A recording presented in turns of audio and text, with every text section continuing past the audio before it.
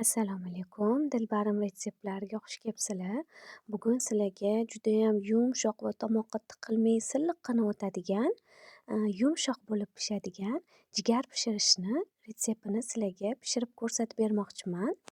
Jigarlarimizni yaxshilab yuvib, plyonkasidan tozalab, to'rtburchak shaklda kesib chiqamiz.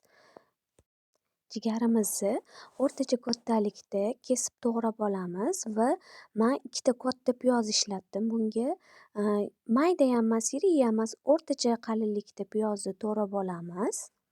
Eslatib o'taman, jigarni hech qachon olovni baland qilib uzoq qovurmaymiz. Jigarni 2 minut qovurib olamiz o'rtacha olovda.